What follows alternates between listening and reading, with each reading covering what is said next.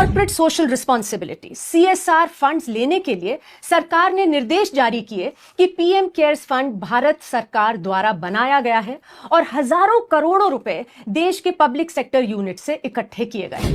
प्रधानमंत्री और अन्य मंत्रियों ने डोनेशंस की अपील्स जारी करी और सरकारी अधिकारियों की सैलरी काटकर पैसे पीएम केयर्स फंड में जमा किए गए। पहले 3 साल में ही 13,000 करोड़ रुपए से ज्यादा पीएम केयर्स ट्रस्ट में इकट्ठे किए गए।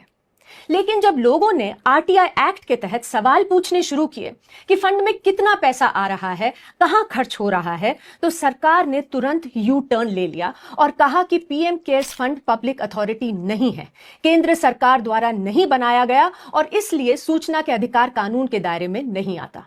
तो मतलब जब चंदा इकट्ठा करने का समय था तब तो पीएम केयर्स फंड को पब्लिक अथॉरिटी बताया गया, पर जब जवाबदेह होने का समय आया तो सरकार यह कहकर मुकर गई कि PM cares fund public authority है ही नहीं।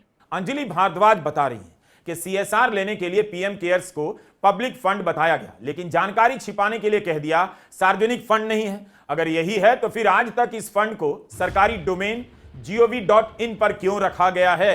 इसके नाम में प्रधानमंत्री का नाम क्यों है? 2020 में ही इसे लेकर आरटीआई दायर होने लगी, सरकार ने जवाब नहीं दिया, 2-2 महीने तक लटकाए रखा, तब जाकर कहा कि यह फंड आरटीआई के दायरे में नहीं आता। 2023 में सम्यक गंगवाल ने यही सवाल सुप्रीम कोर्ट के सामने रखा। जवाब में सरकार ने कहा फंड सरकारी नहीं है, पब्लिक चैरिटेबल ट्रस्ट है, इसे संविधान या संसद या किसी विधानसभा के कानून से नहीं बनाया गया है। तो कैसे बन गया? किसने बनाया? कमाल का तर्क है। जनता ने पैसा दिया तो सवाल नहीं कर सकते, जनता से टैक्स लेते हैं उस पर भी सवाल पूछना मना कर दीजिए कि कैसे कहां खर्च हो रहा है।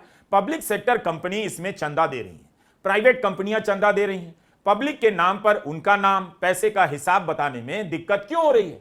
38 सार्वजनिक क्षेत्र की कंपनियों ने इसमें 2100 करोड़ रुपए दिए हैं। ऊर्जा और नवीनीकरण सेक्टर के पीएसयूज ने 925 करोड़ का चंदा दिया है। पहले हफ्ते में इस फंड को 3000 करोड़ का चंदा मिला, 3 साल के अंदर अंदर 13,000 करोड़ का चंदा मिल गया।